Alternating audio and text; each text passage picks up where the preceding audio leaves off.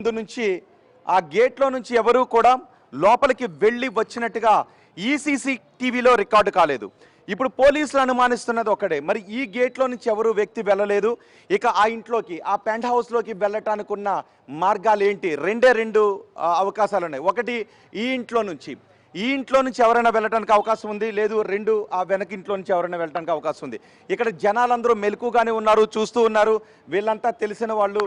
ఇక్కడ నుంచి ఈ ఇంట్లో నుంచి వెళ్ళటానికి అవకాశం లేదు అనే అభిప్రాయాలు వ్యక్తం అవుతాయి. ఓకే, ఏమని ఉంది అందులో? చూడండి క్వశ్చన్ మార్క్. ఓకే, పక్కింటి వాళ్ళు అంటే మీరని కాదు. సో ఓకే, పోలీసులు అనుమానం ఎలా చెప్తారు? క్లారిటీ లేనప్పుడు తెలిస్తే చెప్పమ్మా. దాంట్లో చూడండి, పోలీసులు చెప్పింది కూడా అదే. లే పక్కింటి వాళ్ళని ఎట్లా ఇచ్చినారు? లేదు నేను అంటే నువ్వే అయ్యా, అవును, మీ దగ్గర ఆధారం ఉంటే ఇవ్వండి. మీ దగ్గర ఆధారం ఉంటే మా దగ్గర పక్కింటి వాళ్ళని అనుమానం ఉంది పోలీసులు. ఏ పక్కింటి వాళ్ళు అంటే ఆ వెనకకి వెళ్ళి చూసారు పక్కింటి వాళ్ళు. ఇప్పుడు చెప్పబోతున్నది అదే. ఆ పక్కింటికి వెళ్ళిన తర్వాత ఒక హోల్ ఉంది, రండి కావాలంటే మీకు చూపిస్తాను. వస్తారా నాతో? తెలుసా? షాప్ మీద ఉంది కదా, ఆ పక్కింటి నుంచి వెళ్ళి ఉంటారని అనుమానం వ్యక్తం అవుతుంది పోలీసులకు. అదే మరి ఈ గేట్ నుంచి వెళ్ళండి. నేను ఒకటి మీకు చెప్పండి. ఒకటి, ఈ గేట్ నుంచి అవును, కరెక్ట్. పోలీసు ఇప్పుడు నేను ఎస్ఓటి పోలీసు అన్నది మీకు రికార్డు వినిపించమంటారా? ఈ గేట్ ఓకే, మీరు ఎక్కడ ఉంటారు చెప్పండి ఒకసారి. మీరు ఇదే బిల్డింగ్, మీ పేరు? మహేష్ రెడ్డి గారు. మీరు ఇదే బిల్డింగ్ లో ఉంటారు. పాప హత్యకు గురైంది, మీకు బాధ కలిగిందా లేదా? నేను అడిగే ఒక క్వశ్చన్, నేను అడిగే ఒక క్వశ్చన్ కి ఆన్సర్ చెప్పండి మహేష్ రెడ్డి గారు. ఆ గేట్ లో నుంచి ఎవరు వెళ్ళినట్టుగా సీసీటీవీలో రికార్డు కాలేదు, మీరు చూసారు కదా, వెళ్ళలేదు. ఇంకెటు నుంచి వెళ్ళడానికి అవకాశం ఉందని మీరు అనుకుంటున్నారు? మీరు చెప్పండి. ఎక్కడి నుంచి అంటే ఏదైనా ప్లేస్ లో చుట్టూ ఉన్న అవకాశంలో నుంచి వెళ్ళడానికి అవకాశం ఉంటుంది. ఎక్కడో ఒక చోట నుంచి పోలీసులు ఏం చేశారు, బ్యాక్ సైడ్ నుంచి వెళ్ళారు. అక్కడ ఒక గ్రిల్ ఓపెన్ గా ఉంది, దానిలోంచి అంటే పక్కింట్లో నుంచి దూకడానికి అవకాశం ఉంటుందని మనలో వ్యక్తం చేశారు. ఒకటి గేట్ లోంచి వెళ్ళాలి, లేదు ఏదైనా ఒక ఫ్లోర్ నుంచి దూకి వెళ్ళాలి, అంతేనా కాదా? మీరు చెప్పండి ఒకసారి. చూస్తున్నారు కదా, పోలీసులు చూస్తున్నారు కదా, పోలీసులు చూస్తుంటారు, మీడియా ద్వారా కూడా. అదే చెప్తుంటా. ఇప్పుడు గేట్ లోంచి వెళ్ళలేదు సార్ మహేష్ రెడ్డి గారు, గేట్ లోంచి వెళ్ళలేదు. మరి ఆ పెంట్ హౌస్ లోకి ఇంక వెళ్ళటానికి మీరు ఏ దారి ఉందని అనుకుంటున్నారు? ఒక్క మాట మీరు చెప్పండి. మీకు తెలిసిందే కదా, స్థానికులు కాబట్టి మీరు ఒక్క మాట చెప్పండి. గేట్ లోంచి వెళ్ళలేదు, ఇంకెక్కడి నుంచి వెళ్ళడానికి అవకాశం? ఒకటి, ఆ ఇంట్లో వాళ్ళని మీరు ఏమన్నా అనుకుంటున్నారా? అనుమానం ఉందా?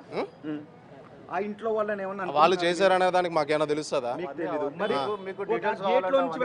ఒకటే గేట్ ఉందండి. ఒక నిమిషం అండి. ఇప్పుడు మీరు కాదు, డాగ్ స్క్వాడ్ ఆగండి. డాగ్ స్క్వాడ్ వచ్చిందా? సో ఎవడైనా అనుమానితుడు ఉంటే ఆ స్మెల్ తో అది వెళ్తుందా? వెళ్ళిందా? వెళ్ళలేదా? ఎక్కడికి వెళ్ళింది? వాళ్ళ ఇళ్లలోకి వెళ్ళిందా? చెప్పండి, వెళ్ళిందో లేదో మీరే చెప్పండి. మీరు ఉన్నారు కదా. ఎస్ఓటి పోలీసులు ఏం చెప్పారు అంటే, ఎస్ఓటి పోలీసులు ఏం చెప్పారు అంటే, ఒకటి గేట్ లోంచి వెళ్ళాలి, లేదు రెండు సోర్సెస్ ఉన్నాయి. ఒకటి ఈ బిల్డింగ్ లో నుంచి, ఒకటి పక్కింటి బిల్డింగ్ లో నుంచి, వెనుకున్నటువంటి బిల్డింగ్ లో నుంచి. సో ఈ బిల్డింగ్ నుంచి వెళ్ళడానికి అవకాశం లేదు. ఎందుకంటే ఇక్కడ మీరు అందరూ ఉన్నారు, మెలకుగానే ఉంటారు కాబట్టి. ఇక్కడ నుంచి వాచ్మెన్ ఉంటాడు కాబట్టి మీరు కాదు. ఇక పక్కింటి బిల్డింగ్ లో నుంచి వెళ్ళడానికి అవకాశం ఉందా? వెళ్ళి చూసాం. సో అక్కడ నుంచి వెళ్ళడానికి అవకాశం ఉంటే దాన్ని బయటకు తీస్తారు. అదే అనుమానాలు వ్యక్తం చేస్తాం. 3 అనుమానాలు ఉన్నాయి. ఒకటి గేట్ లో నుంచి, 2 ఈ బిల్డింగ్ లో నుంచి, 3 వెనక పక్కింట్లో ఉన్న బిల్డింగ్ లో నుంచి. సో మీకేం డౌట్ ఉందో ఒకసారి నాకు చెప్తారా? ఎందుకంటే మీ డౌట్ కూడా కేసు విచారణ చాలా ఉపయోగం. రెడ్డి గారు చెప్పేది ఓకే అండి, చెప్పడం గురించి కాదు. ఇప్పుడు ఆ బిల్డింగ్ ఓనర్ రెండో కొడుకు అంటున్నాడు, ఆయనకి రెండో కొడుకు ఆడున్నాడో మాకు తెలియదు. నేను ఒక విషయం చెప్తా. మొన్న ఒక చంటి పాపని పిన్ని గొంతు కోసి చంపేసింది, తెలుసా? పిన్ని.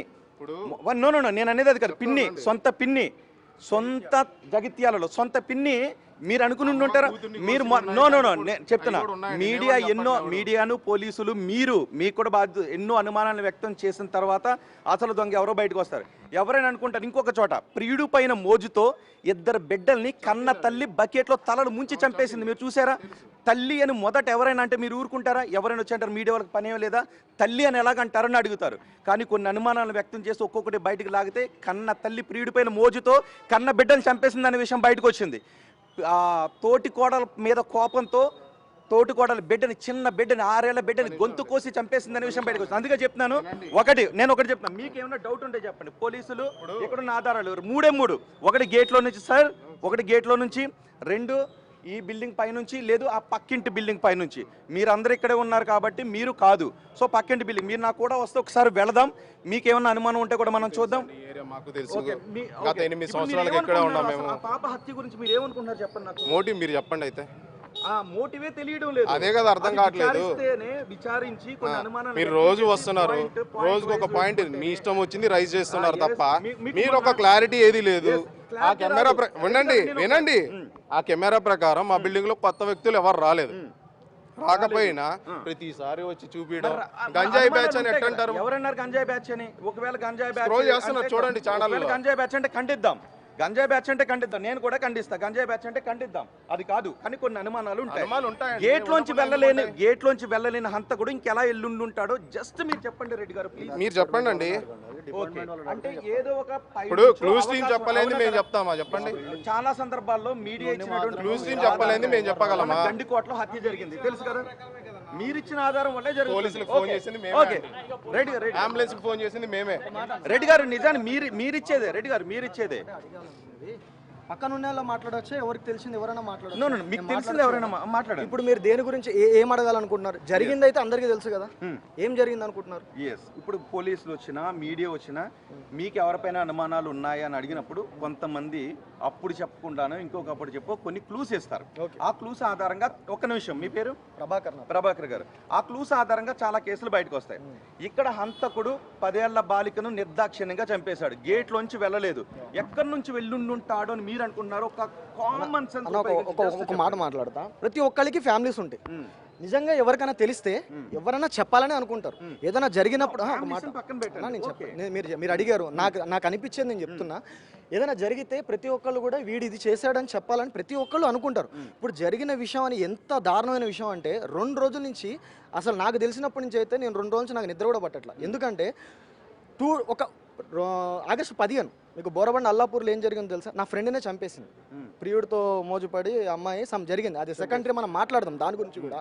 నేనేమంటున్నా అంటే ఇంత దారుణంగా జరిగింది ఎవరికైనా తెలిస్తే ఖచ్చితంగా ఎవరు ఏం చేశారని చెప్పగలుగుతారు. నేను మీ పేరేంటి అన్నారు? ప్రభాకర్ గారు. ఇంత దారుణంగా జరిగినప్పుడు మీడియా వాళ్ళు ఇక్కడికి రాకుండా, మామూలుగా ఉండి పోలీసులు రాకుండా ఉంటే ఫస్ట్ మీరు అనేది ఎవరినంటారు తెలిసినా? ఇంత హత్య జరిగితే కనీసం ఒక మీడియా పట్టించుకోవట్లేదు అంటారు. ఇక్కడికి వచ్చిన తర్వాత వచ్చి ఎవరు ఏం అడగరు, మీకు తెలుసా అని అడుగుతారు. సో మాకున్న డౌట్ ఒకటి గేట్లోంచి వెళ్ళలేదు, ఇంటికి వేరే గేట్లు లేవు. మరి ఎక్కడి నుంచి వెళ్ళడానికి ఆస్కారం ఉందో అది ఏంటనేది అన్న ఒక మాట వినండి. మీరు అడుగుతున్నారు తప్ప నన్ను ఫుల్ఫిల్ ఏది చెప్పనివ్వట్లా. నేను చెప్పాలనుకునేది ఏంటంటే ఆ ఎంక్వైరీ అనేది అది చెప్పాల్సింది అదంతా డిపార్ట్మెంట్ చెప్తుంది. ఎగ్జాక్ట్లీ. నేను ఒక మాట చెప్తాను. అదే సందర్భంలో మీరు ఏమంటారు చెప్పనా? నేను ఇక్కడ చెప్తా, మీరు ఏమంటారు తెలుసా?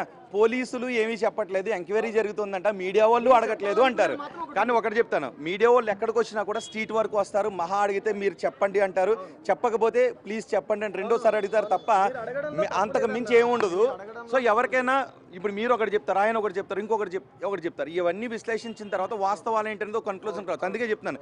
సో చాలా మంది కోపం వస్తుంది ఇక్కడ, ఎవరైనా ఏదైనా అడిగేటప్పటికే కొన్ని కోపం వస్తుంది. కానీ ఉన్నది ఏంటి అంటే ఇదిగో మనం చూస్తున్నాం, ఇదే గేట్. ఈ గేట్లో నుంచే హంతకుడు లోపలికి వెళ్ళి ఉండాలి. ఇదే గేట్. అక్కడ ఉన్న సీసీ కెమెరాలో నుంచి కనిపిస్తున్న దృశ్యాల ప్రకారం ఇక్కడ నుంచి లోపలికి వెళ్ళలేదు.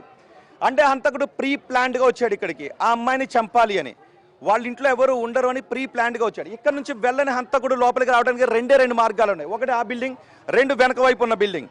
సో ఆ బిల్డింగ్లో అందరూ కూడా మెలకుగా ఉన్నారు, మేము కాదు అని చెప్తున్నారు. ఒక్కసారి మాట్లాడితే హౌస్ ఓనర్తో మనం మాట్లాడే ప్రయత్నం చేద్దాం. ఒకవేళ వాళ్ళు మాట్లాడకపోతే ఏం వద్దు. అమ్మ మీరు ఆ రోజు ఇక్కడే ఉన్నారా? సోమవారం ఇక్కడ లేరు. ఓకే, మీకు ఏమనిపించింది ఆ ఘటన తెలిసిన వెంటనే? చాలా బాధ కదండి, చిన్న పాపకి అట్లా చేసిరంటే తట్టుకోలేకపోయినారు అందరు. ఆ పేరెంట్స్ కూడా ఎంత బాధలో ఉంటారు కదా. మేము ఇట్లా జరిగిందంటే మా అన్న వాళ్ళ ఇల్లు చూడడానికి వచ్చాం. మేము ఇక మా అన్న వాళ్ళు కదా నేను చూడలేదండి, మా ఇల్లు అక్కడ దూరము, నేను చూడలేదు. ఇట్లా జరిగింది అనేసరికి అందరం ఇక్కడికి వచ్చినామా 3 రోజుల నుండి. మాకు నిన్నటి నుంచి మొన్నటి నుంచి కంటిన్యూగా మాట్లాడి ఒక్కటండి, నిద్రలు లేవు మాకు బీపీలు ఉన్నాయి, పేషెంట్లు ఉన్నాయి, ఇబ్బంది అయిపోయింది. ముందు రోజు కూడా ఆడుకుంది, అన్ని ఆడుకున్నారు. పోలీసు వాళ్ళు ఎంక్వైరీ చేస్తున్నారు కదా, వాళ్ళు తెలిసిన తర్వాత అన్నీ బయటపడతాయండి, అప్పుడు మాట్లాడుకోండి ప్లీజ్. అగో వచ్చేస్తున్నారు మీరు. మాకు తెలుసండి, మా బాబు వాళ్ళతో కూడా ఆడుకున్నారు వాళ్ళు, మంచి పాప. మాకు కూడా ఉంది బాధ, లేదని కాదు. మీరు ఇట్లా ఇబ్బంది పెట్టొద్దు. 3 days నుంచి మీకు చెప్పిందే చెప్తుంటే ఏదేదో రాస్తున్నారు మీరు. ఈ గేట్లోంచి అయితే మాత్రం వాళ్ళు ఎవరు కూడా వెళ్ళలేదు, ఈ గేట్లోంచి వెళ్ళలేదు. సో ఇక్కడ వాళ్ళు కూడా ఎక్కువ అడుగుతూ ఉంటే ఇబ్బంది కలుగుతుందని అంటూ ఉన్నారు.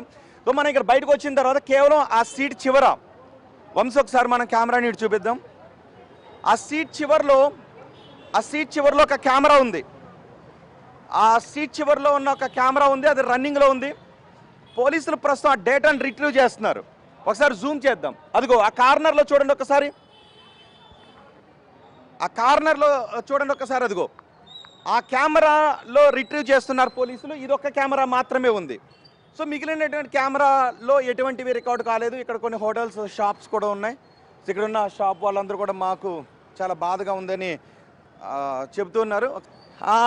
కొంతమంది ఘటన గురించి ఏమీ చెప్పడానికి నిరాకరిస్తున్నారు, కొంతమంది మాకు అవసరం లేదు అని కూడా చెప్తూ ఉన్నారు. ఓకే, మనం వంశీ ఒకసారి అదిగో ఆ 2వ ఫ్లోర్లోనే సంజయ్ రావు ఉంటాడు అని చెప్తున్నారు. కానీ సంజయ్ రావుకి హత్యకు సంబంధం ఉందంటానికి ఎటువంటి ఆధారాలు దొరకలేదు పోలీసులకు. అయితే ఇప్పటివరకు ఎటువంటి ఆధారాలు దొరకలేదు పోలీసులకు. కారణం ఏంటి అంటే సీసీ కెమెరాల్లో ఎటువంటి దృశ్యాలు రికార్డు కాలేదు. ఒకసారి ఇక్కడ ఉన్న కొంతమంది స్థానికులను కూడా మనం అడుగుదాం. ఎవరు? ఓకే, మీరు ఇక్కడే ఉంటారా? చూస్తుంటారా వీళ్ళని ఎప్పుడైనా? పాప వాళ్ళని జనరల్గా చూస్తున్నామంటే మాది కొత్త కన్స్ట్రక్షన్ ఇది. ఏమనిపించింది ఆ చిన్న పాపనంత నిర్దాక్ష? ఆ టైంలో లేను సార్ నేను యాక్చువల్గా. మీకు తెలిసిన తర్వాత ఏమనిపించింది? ఏమనిపిస్తుంది, బాధ అనిపిస్తుంది. అంతకంటే ఘోరం ఏముంటుంది?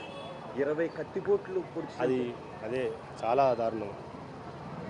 పట్టుకోవాలి వాళ్ళు, పోలీసు వాళ్ళు పట్టుకోవాలి, ఇక తప్పదు అది. సో ఇక్కడ ఉన్న వాళ్ళు చెప్తూ ఉన్నారు ఎటువంటి ఆధారాలు దొరకలేదు, కానీ ఆ పాప చాలా మంచిది, మేము ఆడుకుంటూ ఉంటుంది, ఆ పాప చూస్తూ ఉంటామని.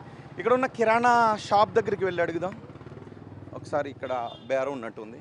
మీరు ఆ పాపను ఎప్పుడైనా చూస్తుంటారండి? వస్తుంటుందా? ఓకే, అంటే జనరల్గా కొంతమంది చెప్తూ ఉన్నారు, కొంతమంది చెప్పట్లేదు. సో చెప్పట్లేనప్పుడు కొన్ని అనుమానాలు మళ్ళీ వ్యక్తం అవుతూ ఉన్నాయి. జనరల్గా ఇది విషయం అని అన్నప్పుడు కొంతమంది చెప్పకపోయేటప్పటికి ఎందుకు చెప్పడం లేదు అనే అనుమానాలు కూడా వ్యక్తమవుతున్నాయి. అందుకే అక్కడ కొంత ఆర్గ్యుమెంట్ కూడా జరిగింది. ఇది పక్కిళ్ళు ఒక్కసారి ఆ పెంట్ హౌస్కి వెళ్ళి చూద్దాం వంశీ. మనం ఆ పెంట్ హౌస్ పైకి వెళ్ళి చూద్దాం, ఎందుకంటే ఛాన్సెస్ ఇవి ఉన్నాయి. పైకి వెళ్ళి హత్య చేయటానికి అవకాశాలు ఎక్కడి నుంచి ఉన్నాయనేది. సో మనం పక్కింటి నుంచి పైకి వెళ్తున్నాం.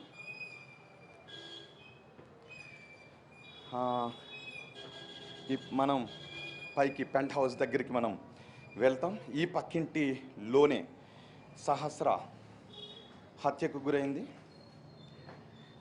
ఎస్, మనం పైకి వచ్చాం. ఇదిగో ఇక రెండో అనుమానం ఇక్కడి నుంచి. మనం ఇక్కడికి వచ్చిన తర్వాత అదిగో ఆ ఇంటిపైనే, ఈ ఇంట్లోనే అదిగో తాళం వేసి ఉంది కదా, ఆ ఇంట్లోనే సహస్రాన్ని హత్య చేశారు. సో ఇంతకుముందు మనం చూసాం కింద నుంచి, పక్కింట్లో నుంచి 2nd ఫ్లోర్లోకి ఇక్కడికి రావడానికి అవకాశం ఉంది. ఇక 2 ఇదిగో ఈ భవనం పైనుంచి. వంశీ ఒకసారి ఇది ప్యాన్ చేయి. ఈ భవనం పైకి పక్కిల్లు. ఈ భవనం పైకి ఎక్కి ఇక్కడికి వస్తే ఇదంతా కూడా క్లోజ్డ్గా ఉంటుంది, ఎటువంటి సీసీ కెమెరాస్ కూడా ఇక్కడ లేవు. సో ఇక్కడ నుంచి ఒక వ్యక్తి ఈజీగా ఇక్కడికి దూకడానికి చూస్తున్నాం కదా. ఇక్కడ పిట్టగోడ ఉంది, ఈ పిట్టగోడ నుంచి అక్కడికి బహుశా ఇదిగో ఈ రాడ్ సాయంతో ఇవి పట్టుకుని అక్కడికి వెళ్ళడానికి ఈజీగా అవకాశం ఉంటుంది. అంటే బహుశా హంతకుడు ఇటువైపు నుంచి వచ్చి ఉంటాడా అనే అనుమానాలు కూడా వ్యక్తమవుతున్నాయి. ఇటు వెళ్ళిన తర్వాత అదిగో గుమ్మం కూడా, అదిగో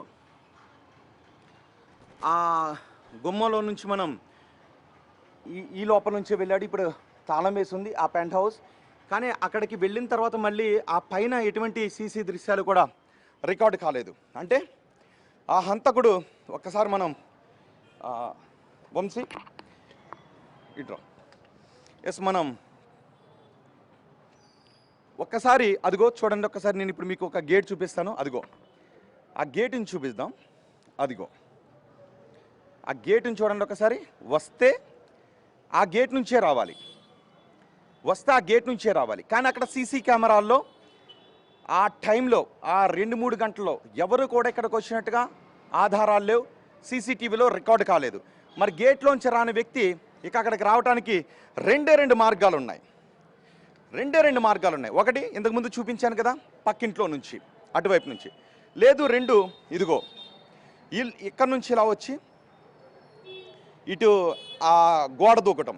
ఒకసారి మనం ఇలా వస్తే నేను అటువైపు వెళ్తాను వంశీ, నువ్వు ఇటువైపుకి వస్తే మనకి వ్యూ కూడా చాలా క్లియర్గా ఉండే అవకాశం ఉంటుంది. అదిగో చూసారు ఒక్కసారి, అక్కడ నుంచి అటువైపుకి వెళ్ళాడు. కానీ ఎక్కడ కూడా, ఇంతకుముందు పోలీసులు కూడా అదే చెప్పారు, ఎక్కడ కూడా సీసీ కెమెరాలు దొరకలేదు అని. నిజానికి ఇక్కడ నుంచి చాలా ఈజీగా అక్కడికి అడుగు వేయటానికి అవకాశం ఉంటుంది. దీన్ని బేస్ చేసుకుని కూడా ఇదిగో ఈ రాడ్ ఉంది, దీన్ని బేస్ చేసుకుని కూడా అక్కడ బహుశా దిగడానికి అవకాశం ఉంటుంది. అందుకే ఇక్కడున్న మిగిలిన సీసీ కెమెరాల్లో రికార్డు కాలేదు. ఒకసారి ఇటువైపు మనం చూద్దాం, ఈ బిల్డింగ్కి వెనుక వైపు ఏముందో చూద్దాం. వెనుక వైపు ఇటు కూడా దుండగుడు ఇటువైపు నుంచి పారిపోవటానికి అవకాశం లేదు. ఎందుకంటే ఇటంతా కూడా ఆ బిల్డింగ్ ఉంది, వేరే బాల్కనీస్ ఏమీ లేవు కాదు. ఇది హాస్పిటల్, ఇది నిజానికి హాస్పిటల్. ఈ హాస్పిటల్లో కూడా సీసీటీవీలో కూడా ఏమీ రికార్డు కాలేదు. ఈ హాస్పిటల్లో ఉన్నటువంటి సీసీటీవీలో కూడా ఏమీ రికార్డు కాలేదు. మరి ఇప్పుడు ఆ హంతకుడు ఎక్కడి నుంచి వచ్చాడు?